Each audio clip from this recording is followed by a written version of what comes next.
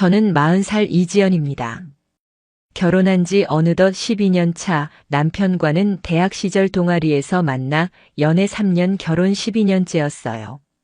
서로에게 지치기도 했지만 저는 그게 인생이고 결혼이라고 생각했어요. 아들 민재는 올해 초등학교 6학년. 까불까불하면서도 혼자 잘 노는 스타일이라 큰 걱정 없이 키워왔습니다. 맞벌이는 아니었지만 저는 프리랜서 영상 편집 일을 틈틈이 하며 생활에 보탰고요. 남편은 외식 프랜차이즈 본사에서 마케팅 팀장으로 일했고 평일엔 거의 야근이었죠. 아빠는 왜 또 야근이야? 요즘 일 때문에 많이 바쁘시대. 근데 진짜 매일 바빠. 민재가 고개를 갸우뚱거리며 물었을 때 저는 그냥 웃으며 넘겼습니다. 사실 저도 가끔 생각했어요. 언제부터였지? 남편이 집에 와도 핸드폰만 보던 게. 아이랑도 예전처럼 놀아주지 않고 대화도 줄어들고 가끔 제가 말을 걸어도 멍한 얼굴로 그래 하고 넘기는 모습. 무심코 넘길 수 있는 변화들이긴 했어요. 하지만 사람이란 게 참 이상하죠. 조금씩 쌓인 이상함은 어느 순간 마음속 깊은 곳에서 불안을 만들어내더라고요. 그날도 똑같았어요. 저녁 8시가 넘도록 귀가하지 않은 남편은 회식이라 늦을 거야. 먼저 자라는 짧은 메시지만 남겼죠. 근데 문득 이상했습니다. 요즘엔 회식 금지 아니었나? 부서별 단체 회식은 금지인데 소규모는 괜찮다고 했던가. 그날은 그냥 넘겼어요. 피곤했으니까요. 다음 날 아침 저는 남편 바지 주머니에서 쪽지를 하나 발견했어요. 호텔 뷔페 영수증이었어요.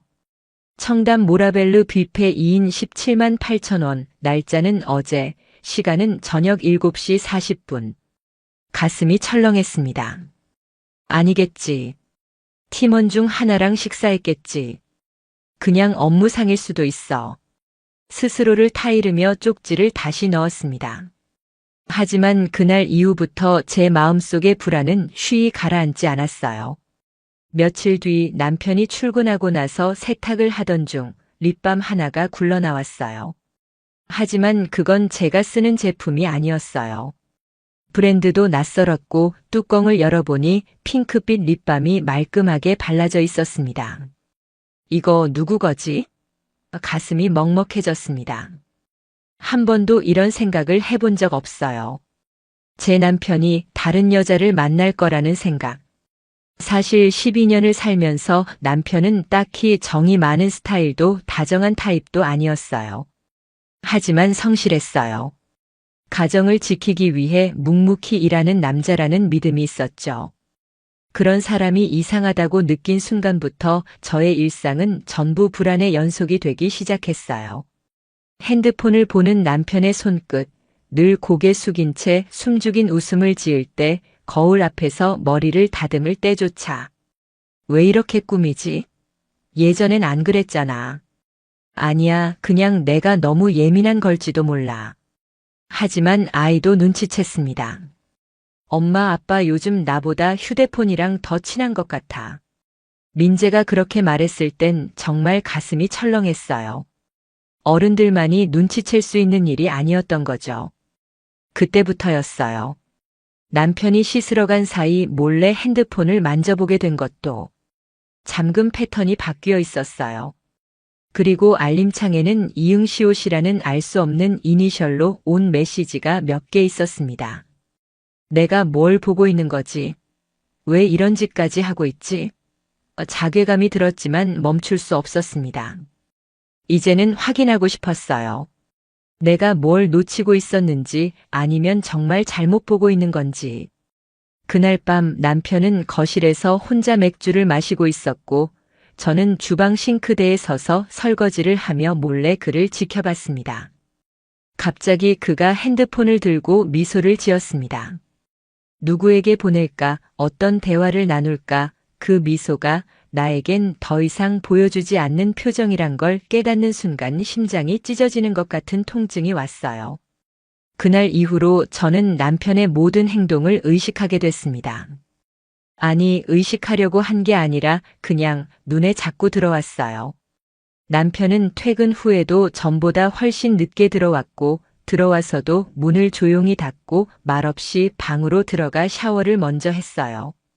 예전엔 분명 거실에서 양말을 벗어 던지던 사람이었는데, 별거 아닐 수도 있어요. 그런데 이상하게 그런 사소한 게 더 신경 쓰이더라고요. 며칠 뒤 남편이 퇴근하고 샤워를 마치고 나왔을 때였어요. 저는 무심한 척 말을 꺼냈습니다. 오늘은 일찍 들어왔네. 응, 회의가 빨리 끝났어. 저녁은 먹었어? 그냥 간단히. 누구랑? 응? 그 순간 그는 대답을 멈췄어요. 눈이 살짝 흔들렸죠. 아, 그냥 부장님이랑 지나가다 들른 거야. 말을 끝까지 마치지 못했어요. 그 말꼬리가 제 귀에는 너무 선명하게 거짓말처럼 들렸습니다. 저는 아무 말도 하지 않았어요. 그냥 고개만 끄덕였죠. 하지만 속으로는 조용히 정리하고 있었습니다. 남편의 말투, 눈동자의 떨림, 손의 움직임, 그 모든 게 낯설었어요. 제가 15년 넘게 함께한 사람이 맞나 싶을 만큼요. 그러던 어느 날 주말이었어요. 남편이 갑자기 아침부터 외출을 준비하더라고요. 갑자기 점심 약속이 생겼다면서요. 티셔츠 하나 걸치고 나가던 사람이 그날은 다림질된 셔츠에 향수까지 뿌렸습니다. 누구 만나는데? 아, 그냥 옛날 거래처 사람. 그렇게 차려입고 오랜만에 보는 사람이니까 예의는 차려야지. 그 말을 듣고 나서 저는 창가에 서서 남편이 나가는 모습을 지켜봤어요. 그가 엘리베이터를 기다리는 동안 거울을 보며 머리를 만지는 모습이 보였습니다. 그 순간 가슴이 철렁했습니다. 언제부턴가 그는 나에게 잘 보이려는 노력을 하지 않았어요. 그런데 지금 누군가를 위해 꾸미고 있는 거예요.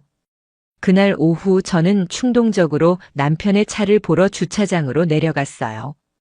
평소에 차 안 청소를 하지 않는 사람이 뒷자리에 있던 짐들이 정리돼 있었고 조수석 시트가 앞으로 당겨져 있었어요. 그걸 보는 순간 머릿속이 하얘졌어요. 누군가 이 자리에 앉았구나. 저는 차문을 조용히 닫고 돌아섰습니다. 무슨 영화처럼 막 흥분하거나 소리를 지르진 않았어요. 그저 심장이 빨라졌고 머리가 멍했어요. 무언가가 조금씩 틀어지고 있다는 사실을 그제야 실감했죠. 그날 밤 남편은 늦게 들어왔어요. 문 여는 소리도 발자국도 조심스럽더라고요. 샤워기를 틀기 전에 핸드폰을 들고 욕실에 들어가는 것도 봤습니다. 이제는 정말 숨기고 싶구나. 그 생각이 머릿속에 스쳤습니다. 다음 날 아침밥을 먹으며 민재가 말했어요. 엄마 아빠 어제 누구랑 통화했어? 웃더라. 응? 새벽에 화장실 갔다가 봤는데 아빠 핸드폰 붙잡고 막 웃고 있었어. 저는 그 순간 아이 앞에서 표정을 숨겨야 했습니다. 웃는 척 아무렇지 않은 척. 하지만 속은 이미 불안과 공포로 가득 차 있었어요. 의심은 아직 확신은 아니었지만 분명한 건 이대로 가면 나 자신이 무너질 것 같았어요. 이건 내 감정의 문제이기도 했지만 이제는 가족의 존엄을 지키는 문제였어요. 저는 그날부터 결심했습니다. 증거가 필요하다. 내가 틀리지 않았다는 확신이 필요하다. 그리고 그 순간부터 저는 감정이 아닌 이성으로 움직이기 시작했어요. 조용히, 아주 조용하게. 그날 이후로 저는 남편의 움직임 하나하나를 놓치지 않으려 애썼습니다. 대놓고 뒤쫓을 수는 없었기에 기억하고 기록하고 모으는 일부터 시작했어요. 처음 한 일은 카드 사용 내역 확인이었어요. 우리 부부는 생활비를 공용 카드로 쓰고 있었고 급여 통장은 따로였지만 몇몇 카드는 여전히 연결돼 있었거든요. 그날 저녁 남편이 샤워 중일 때 조용히 거실에 놓인 지갑을 열었습니다. 카드 뒷면 번호를 메모장에 빠르게 적고 노트북으로 인터넷 뱅킹에 접속했죠. 그리고 눈을 의심했어요. 시네플렉스 상암점, 모라벨르 호텔 뷔페, 파스타리아 노년점 3일 연속 외식 내역이 있었고 전부 평일 저녁 7시에서 9시 사이였습니다. 가슴이 턱 막혔어요. 그 시간 회사에서 야근 중이라고 했잖아. 왜 굳이 거짓말을 했을까? 식사? 회식? 여자랑 간 거야? 온갖 생각이 머릿속을 뒤섞었고 한참 동안 노트북 앞에서 멍하니 앉아 있었습니다. 증거가 있었지만 증거라 말할 수 없는 정황이었어요. 그 사람은 여전히 아니라고 할 거니까요. 그런 거 아니라고, 우연이라고, 오해라고. 그래서 저는 그 다음으로 남편의 위치 기록을 보기로 했습니다. 아이폰 사용자였던 남편은 가족 공유 설정을 꺼두고 있었어요. 하지만 전에 한번 민재가 학교에서 길을 잃었을 때 위치 공유 기능을 잠시 켠 적이 있거든요. 혹시나 싶어 확인해 봤고 최근 공유 중지됨이라는 문구를 확인했습니다. 그걸 보는 순간 심장이 덜컥 내려앉았어요. 무언가를 숨기고 있다는 증거였거든요. 굳이 위치를 꺼둘 이유가 없는 사람, 그게 바로 내 남편이었어요. 결국 저는 마지막 수단으로 클라우드 백업을 떠올렸습니다. 남편은 애플워치를 쓰고 있었고 아이패드도 같이 쓰고 있었는데 예전부터 백업을 자동으로 설정해뒀다는 걸 알고 있었어요. 아이패드 전원을 켜고 로그인을 시도했죠. 비밀번호는 바뀌지 않았더라고요. 들어가자마자 메시지 미러링 알림이 떴습니다. 가슴이 뛰기 시작했어요. 손이 떨렸습니다. 그리고 한 통의 메시지가 눈에 들어왔습니다. 오늘도 너무 보고 싶어요. 어제는 너무 행복했어요. 다음엔 집에서 요리해 줄게요. 우리만의 시간으로. 순간 세상이 무너지는 소리가 들리는 것 같았어요. 손에 들고 있던 아이패드를 소파에 툭 떨어뜨렸고 가슴이 미친 듯이 뛰기 시작했어요. 온몸에 전율이 흘렀고 숨이 막혔습니다. 집에서 요리, 우리만의 시간. 저는 그 자리에 그대로 주저앉아 버렸어요. 눈물이 나지도 않았고 소리도 나지 않았습니다. 그저 믿고 싶지 않았어요. 그 사람이 그럴 리 없다고 아직도 믿고 싶었던 거예요. 하지만 그건 명백한 증거였습니다. 그가 다른 여자와 마치 연인처럼 시간을 보내고 있다는 결정적 흔적. 그리고 동시에 떠오른 한 얼굴이 있었습니다. 소진. 남편 회사에서 몇 번 마주친 적 있는 약간은 수줍은 듯 말투가 느렸던 여자. 예전 한 번 사내 행사에 갔을 때 그녀가 제게 먼저 인사를 했던 기억이 떠올랐습니다. 안녕하세요. 남편분이랑 같이 오셨죠? 지연 씨 맞으시죠? 아, 네. 저 아세요? 남편분한테 얘기 많이 들었어요. 그땐 그냥 예의 바른 사람이라 생각했어요. 하지만 지금은 달랐어요. 왜 그런 말을 했던 걸까? 왜 그렇게 눈을 피하면서 말했을까? 그날 밤 남편은 씻고 나와 제 옆에 앉았지만 서로 아무 말도 하지 않았습니다. 그는 리모컨을 들고 채널을 돌렸고 저는 물끄러미 그 얼굴을 봤어요. 그 사람이 이중 생활을 하고 있다는 사실을 알고 있으면서 그 자리에 같이 앉아 있는 제가 너무 낯설었습니다. 그 순간 하나의 생각이 떠올랐습니다. 감정으로 이길 수는 없겠다. 이제 전략이 필요하다. 그날 밤 아이패드를 통해 본 그 메시지 이후로 저는 울지도 화도 내지도 않았습니다. 아니, 울 수가 없었어요. 울어버리면 무너질 것 같았거든요.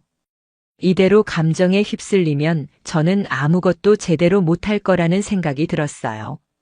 그래서 저는 정리부터 시작했어요. 눈앞의 일들을 감정이 아닌 사건으로 바꾸기로 했죠. 그 다음날 민재가 학교 간 사이 근처 정신건강센터에 상담 예약을 넣었고 오후엔 동네 법률사무소에 상담도 신청했습니다. 상담실에 들어서자 전문 상담사 선생님이 조용히 물었습니다. 어떤 고민으로 오셨어요? 남편이 불륜을 저지르고 있는 것 같아요. 근데 아직 확신은 없어요. 근데 자꾸 이상해요. 제가 이상한 건지 그 사람이 이상한 건지 모르겠어요. 그 말을 꺼낸 순간 목이 메이고 가슴이 조여왔어요. 선생님은 조용히 제 말을 들으며 고개를 끄덕였고 이런 말도 해주셨어요. 지연 씨, 감정은 틀릴 수 있어도 촉은 잘 안 틀립니다. 스스로를 의심하지 마세요. 지금 가장 필요한 건 본인의 안전과 중심이에요. 그 말을 들으니 조금은 견딜 수 있을 것 같았습니다. 그 같은 날 오후 법률사무소를 찾았고 젊은 여자 변호사분이 제 얘기를 듣더니 이렇게 조언해 줬습니다. 지금까지 수집한 건 대부분 정황 증거입니다. 이혼 소송에서 가장 중요한 건 두 가지예요. 첫째, 명백한 불륜 증거. 둘째, 상대의 귀책 사유를 증명할 수 있는 정리된 자료. 충분히 준비하시면 아이 양육권, 위자료 모두 유리하게 가져올 수 있어요. 그 사람은 회사 동료랑 바람났어요. 제가 그 여자를 알아요. 사내 행사에서 인사도 했었고요. 아, 회사 동료면요. 상대 회사 규정 확인해서 징계 여부도 따져볼 수 있겠네요. 그 말에 저는 머리가 번쩍 뜨였어요. 이건 단순한 배신이 아니라 징계 사유가 될 수 있구나. 그날 집에 돌아오는 길 저는 처음으로 똑바로 걸었습니다. 감정에 휘청되지 않았어요. 그리고 제 노트에 이렇게 적었습니다. 1. 카드 내역 날짜별 정리 2. 메시지 캡처 날짜 시간 기록 3. 불륜녀 정체 및 직장 위치 확인 4. 태호의 루틴 분석 5. 아이와의 일상 기록 이건 감정의 문제가 아니었어요. 책임의 문제였고 가정을 지키기 위한 절차의 문제였어요. 저는 그렇게 며칠을 보냈어요. 남편은 눈치도 못 챘죠. 여전히 핸드폰을 들고 웃고 거울 앞에서 향수를 뿌리며 출근했어요. 아이는 아무것도 모른 채 엄마가 저녁을 2번이나 태워 먹는 걸 보고 요즘 왜 그래? 하며 웃었고요. 그 웃음이 너무 아프게 느껴졌어요. 그리고 그 주 금요일 우연을 가장한 작전을 실행하기로 했습니다. 제가 기억하는 그 여자 남편 회사에서 교육 담당하던 소진. 이름도 또렷했고 회사 주소도 알고 있었어요. 그 사람을 직접 만나야겠구나. 하지만 들이닥치는 건 의미 없었어요. 그래봐야 무슨 소리세요? 하고 도망칠 게 뻔했거든요. 그래서 저는 이렇게 접근했습니다. 아이 학교 행사 영상 편집 부탁드리고 싶어요. 프리랜서라는 직업을 이용한 핑계였죠. 학교 명의로 메일을 하나 만들고 소진의 인스타에서 확인한 메일 주소로 연락했습니다. 안녕하세요. 지난번 강연에서 인상 깊게 들었던 강사님 맞으시죠? 저희 학교에서 작은 영상 프로젝트가 있어 편집 도움을 요청드리고 싶어요. 그렇게 던진 메시지에 하루 만에 답장이 왔습니다.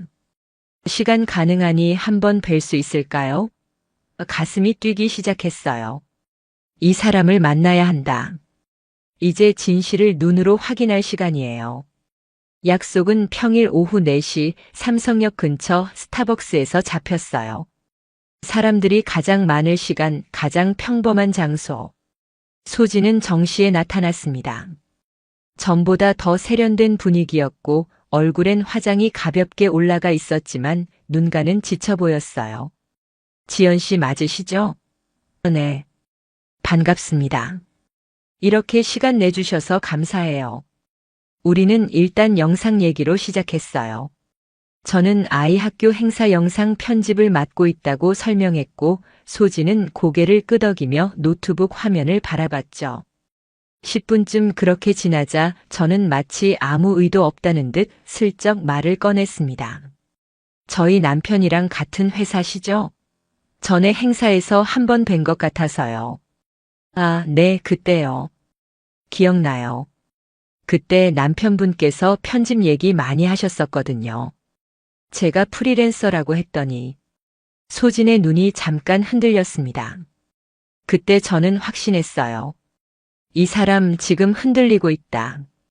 남편분이 태우시죠? 네. 아, 맞아요. 자주 뵙진 않지만 예전에 프로젝트 몇 개 같이 했었어요. 거짓말. 남편의 메시지, 식사 내역, 호텔 영수증. 그 모든 게 그냥 프로젝트라고. 그 순간 저는 입꼬리를 살짝 올리며 물었습니다.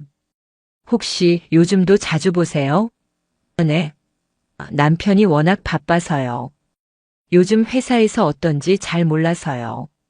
소진은 한참을 뜸들이다가 조용히 그리고 당당하게 말했어요. 그 사람 자기 말로는 곧 정리한다고 했어요. 그 말을 들은 순간 숨이 멎는 줄 알았습니다. 정리? 누구를? 무엇을? 가정을? 아내를? 아이를? 그녀는 아무렇지 않은 얼굴로 커피를 마셨고 저는 속에서 치밀어 오르는 화를 꾹 참아야 했습니다. 그 자리에서 뒤엎고 싶었지만 이 자리는 전투가 아니라 정보 수집이었어요. 아, 정리요? 뭘요? 아, 혹시 몰랐어요? 그 사람 우리 관계 진지해요. 저는 단순한 관계 아니라고 생각해요. 그 사람도 그렇게 말했고요. 그녀의 목소리는 떨리지 않았고 자신이 피해자라는 듯한 뉘앙스마저 풍겼어요. 정신이 아득해졌습니다. 남편이 그 사람이 나랑 12년을 살고 아이를 함께 키우며 다른 여자에겐 정리하겠다는 말을 했다는 게 믿어지지 않았습니다. 순간 세상이 무너지는 느낌이었습니다. 정말 가슴이 찢어지는 줄 알았어요. 지금 생각해보면 그 사람은 저보다 당신에게 더 큰 죄를 짓고 있었던 거예요. 나는 최소한 진심이었으니까. 소진이 그렇게 말하고 나갔습니다. 그 자리엔 저 혼자 남았고 손은 덜덜 떨리고 있었어요. 눈물이 나올 줄 알았는데 이상하게 하나도 나오지 않았습니다. 대신 주먹이 꽉 쥐어졌어요. 그건 단순한 바람이 아니었어요. 감정이 오갔고 약속이 있었고 의존이 있었어요. 어쩌면 그 사람은 정말 나와 민재를 버릴 준비를 하고 있었는지도 몰라요. 집에 돌아오는 길 저는 이어폰을 꽂고 아무 음악이나 틀었어요. 그런데 가사가 귀에 들어오지 않았고 오로지 그 말만 머릿속에 맴돌았어요. 곧 정리한다고 했어요. 곧 정리. 그 말이 너무나도 구체적이어서 이젠 확신이 생겼습니다. 이건 단순히 잠깐의 잘못이 아니에요. 누구 하나 넘어가자며 잊고 살 일이 아닙니다. 그 사람은 의도했고 나는 속았고 이제 내가 끝내야 해요. 이제 남편은 몰라요. 내가 이미 모든 걸 알고 있다는 걸. 그리고 저는 다음 수를 준비하고 있었습니다. 이젠 감정을 숨긴 채 가족이라는 가면을 쓴 채 그 사람을 무너뜨릴 마지막 단서를 찾아야 했어요. 그날 이후 저는 매일 밤 잠든 남편의 얼굴을 조용히 지켜봤습니다. 숨소리, 손가락의 떨림, 그리고 가끔씩 웃는 표정까지도. 그 웃음이 나를 향한 게 아니라는 걸 이젠 너무 잘 알고 있었습니다. 그래서 저는 결심했어요. 여보, 우리 민재 졸업 전에 여행 한번 가자. 갑자기 웬 여행이야? 민재가 요즘 너무 지쳐 보여. 가족끼리 시간 좀 보내고 싶어서. 호텔 말고 그냥 조용한 펜션이나 가자.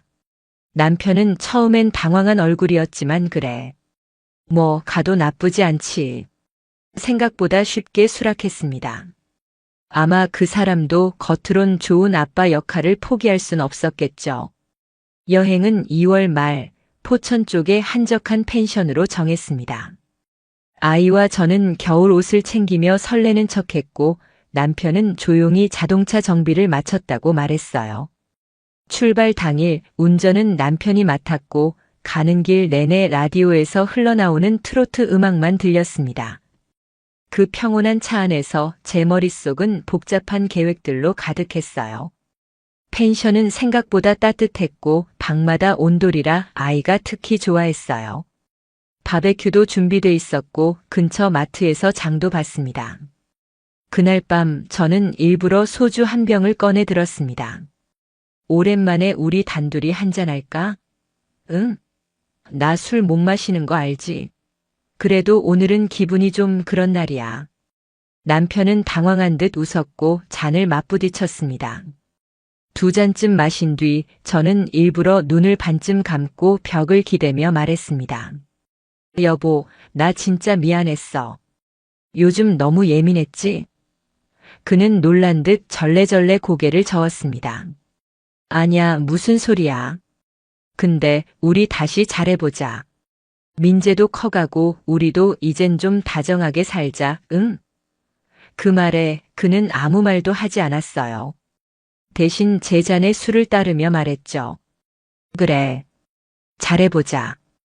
그 뒤 저는 일부러 기절하듯 잠든 척했습니다.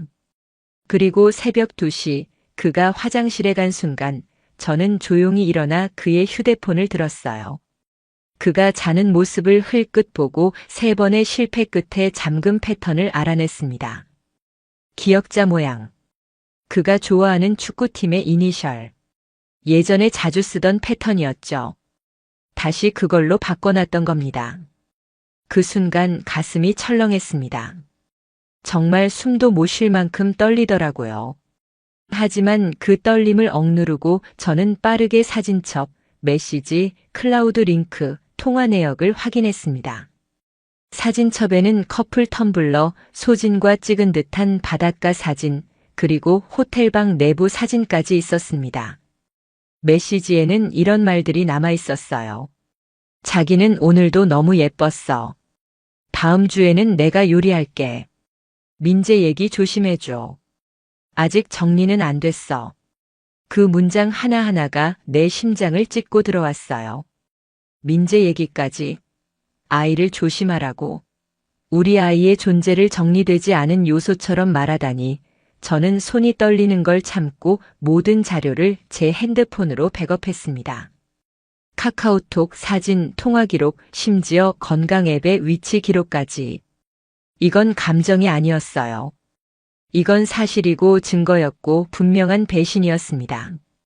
그날 아침 남편은 평소처럼 아침밥을 차려줬고 민재는 베이컨을 입에 물며 여행 오길 잘했어 하고 웃었어요. 그 장면이 너무 평화로워서 도려내고 싶은 기분이 들었습니다. 이 사람은 이 모든 걸 감춘 채 가장 평범한 아빠와 남편인 척하고 있었어요.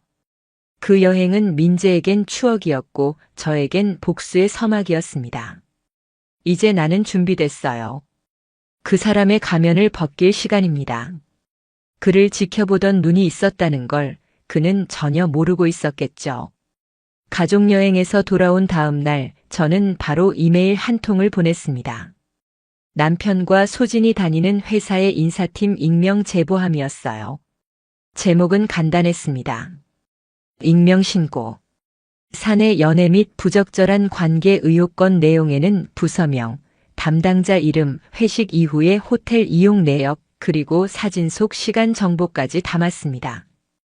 회사 윤리 규정 제18조에 따르면 사내 연애는 반드시 신고 대상이며 상급자와의 관계 또는 업무 관련 부서는 불가한 걸로 압니다.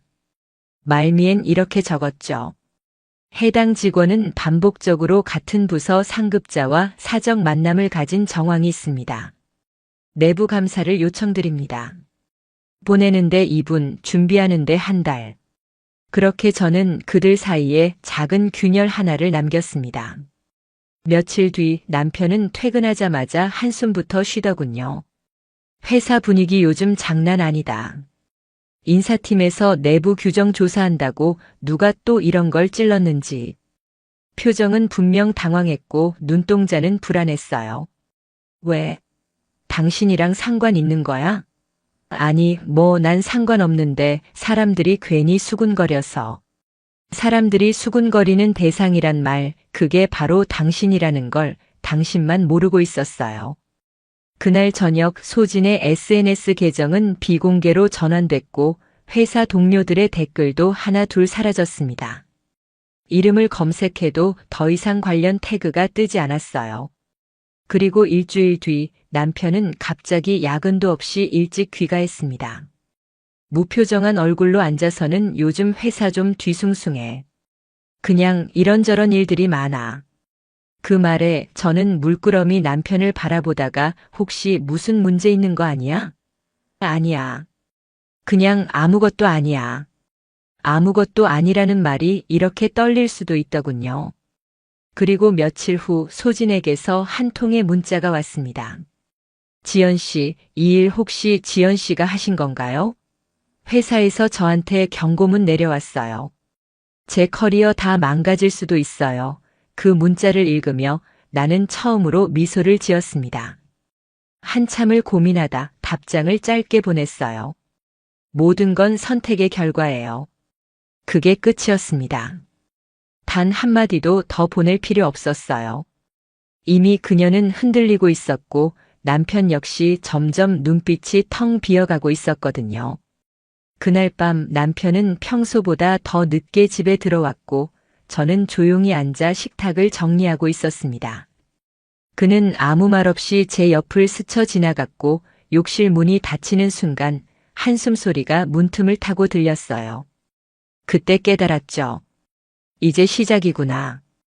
이 사람은 이제야 후회라는 걸 느끼고 있는 거구나. 민재는 여전히 아빠를 좋아했고 아무것도 모르고 그림일기 속의 가족여행은 행복했다는 글을 써내려갔습니다. 그 아이의 글씨를 보며 제 심장은 또 한 번 조용히 부서졌어요. 하지만 저는 더 이상 망설이지 않았습니다. 소진의 흔들림은 시작됐고 남편의 무너짐은 시간 문제였어요. 이제 더는 미룰 이유가 없었습니다. 증거도 마음도 전략도 준비됐고 제가 지켜야 할 건 남편이 아니라 아이와 제 삶이었으니까요. 법률사무소에 다시 연락했습니다. 그동안 정리한 모든 자료를 USB로 넘겼고 사진, 통화 기록, 메시지 백업, 카드 내역, 위치 기록, 그리고 소진과 나눈 문자까지 빠짐없이 제출했습니다. 변호사는 자료를 훑어보더니 딱 한마디 했어요. 완벽하네요. 이 정도면 절대 지지 않아요. 소진 씨는 상간자 소송 대상이고 태호 씨는 명백한 귀책 배우자입니다. 그 말을 듣는 순간 어깨가 툭 무너졌습니다. 지지 않는다. 그 말이 위로가 되는 걸 보니 내가 얼마나 버티고 있었는지 새삼 느껴졌어요. 며칠 뒤 우린 변호사를 대동하고 남편과 마주 앉았습니다. 카페 안쪽 별실, 사람 없는 평일 오후였습니다. 남편은 멍한 얼굴로 앉아 있었고 제가 먼저 입을 열었어요. 우린 이제 끝내야 해. 뭐? 민재는 내가 키울 거고 집은 양육권 기준으로 내가 가질 거야. 재산은 현재 기준으로 나누고 위자료와 정신적 피해 보상은 변호사 통해서 청구할 거야. 그는 당황했습니다. 눈이 휘둥그레졌고 숨을 크게 들이켰어요. 잠깐만, 그게 무슨 말이야? 무슨 이혼을 갑자기 아냐? 나는 한 달 넘게 참고 있었어. 너랑 소진 씨가 주고받은 메시지도 사진도 호텔 기록도 모두 갖고 있어. 내가 민재를 어떻게 생각했는지도. 그 순간 그의 얼굴이 하얘졌어요. 입을 벌린 채 아무 말도 못하다가 겨우 한마디 했습니다. 지연아, 미안해. 진짜 실수였어. 그건 내가 판단할 일이 아니야. 이건 실수가 아니라 선택이야. 매일 반복된 거니까. 그는 고개를 숙였습니다. 그리고 조용히 물었어요. 민재는 알면 안 돼. 아이한테는 말하지 말아줘. 그것만 부탁할게. 그 말에 저는 잠시 침묵했어요. 그러다 고개를 끄덕이며 말했죠. 그건 나도 같은 마음이야. 그래서 지금 너랑 민재 사이의 관계는 법적으로 정리하면서도 감정적으로는 최소한의 다리만은 남기고 싶어. 남편은 아무 말 없이 고개를 끄덕였어요. 하지만 그 눈빛은 무너지고 있었어요. 나는 울지 않았습니다. 그 사람이 무너지는 걸 보면서도 단 한 방울의 눈물도 흘리지 않았어요. 그날 밤 민재는 내 무릎에 기대 잠들었고 저는 아이의 숨소리를 들으며 조용히 생각했어요. 이제 정말 끝났구나. 저 사람과의 12년은 지금 이 조용한 아이의 숨결로만 남았구나. 다음 날 이혼 조정 신청이 접수됐고 소진 씨에 대한 상간자 소송도 정식으로 제기됐습니다.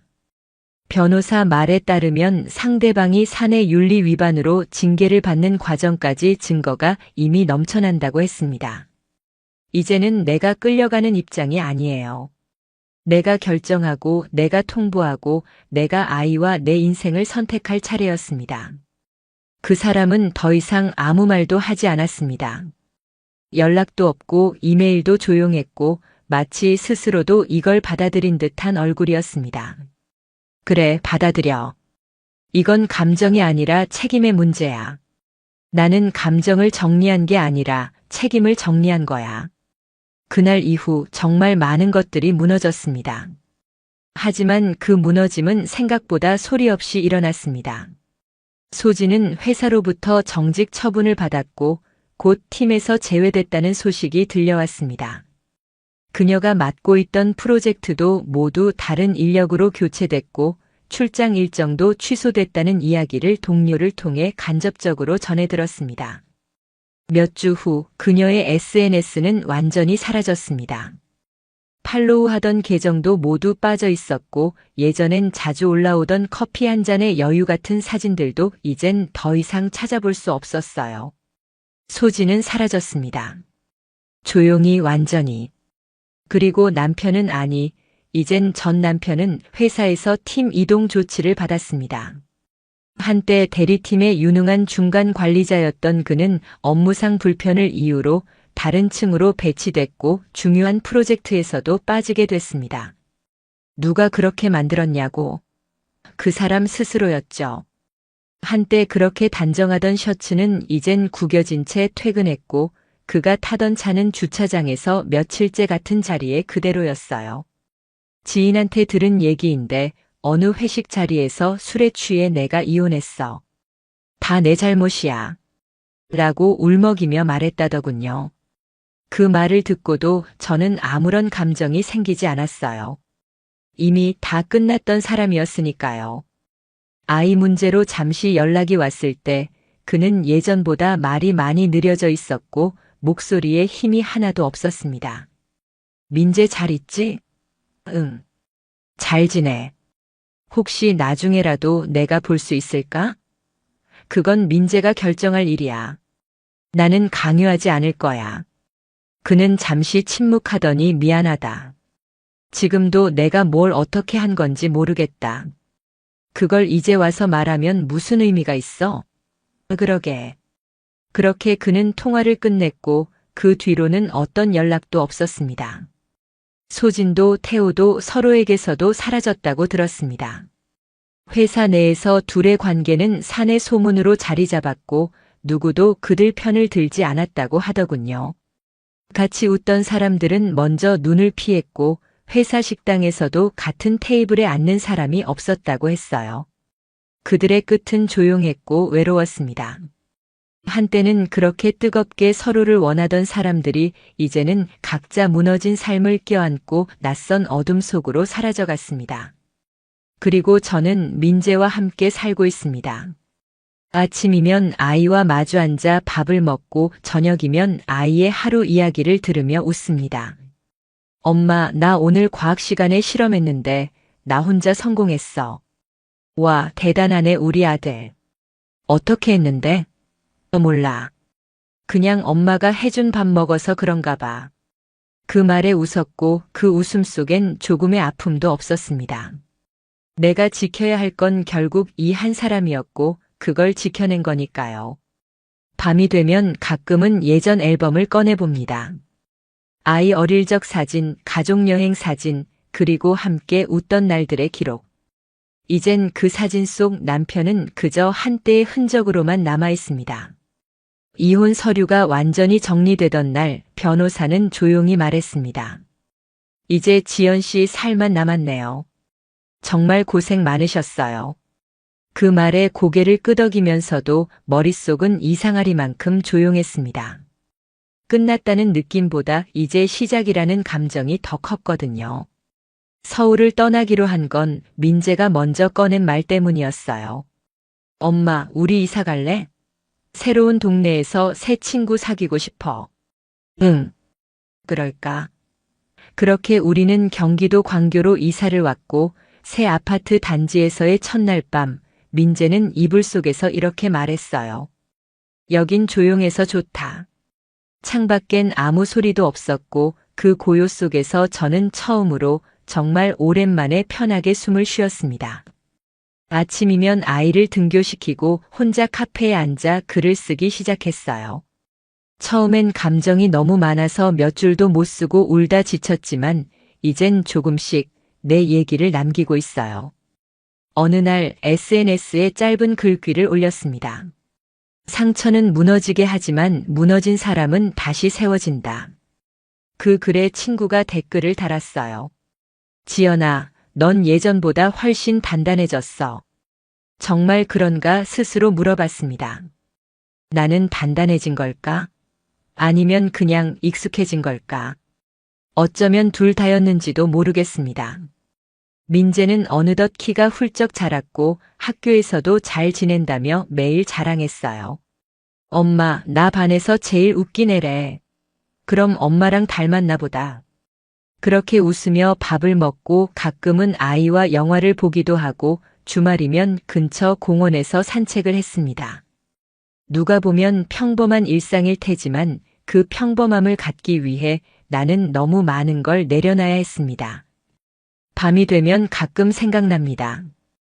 그때 내가 울지 않고 참았던 시간들. 두 사람을 만나면서도 웃으며 연기했던 날들. 아이 앞에서 괜찮은 척했던 순간들. 하지만 그런 기억도 이젠 내 일부가 되었어요. 더 이상 끌려가지 않고 그냥 내가 지나온 길로 남겨두기로 했습니다. 누군가 제게 물었어요. 혹시 다시 사랑할 수 있을 것 같아? 그 질문에 웃으며 말했죠. 사랑은 언제든 다시 할 수 있어. 하지만 이제는 나부터 사랑하고 싶어. 그리고 정말 조금씩 나를 사랑하는 방법을 배우고 있어요. 아침에 일어나 내 얼굴을 거울로 보는 일, 좋아하는 향을 집안에 뿌리는 일, 좋은 음악을 들으며 걷는 일. 그 모든 게 회복이었습니다. 그리고 어느 날 아이와 함께 찍은 사진을 올렸습니다. 햇살 좋은 오후 광교 호수공원 벤치에 앉아 민재가 포카리 병을 들고 웃고 있는 모습. 그 사진 아래 나는 이렇게 적었습니다. 오늘도 잘 버텼다. 내일도 괜찮을 거야.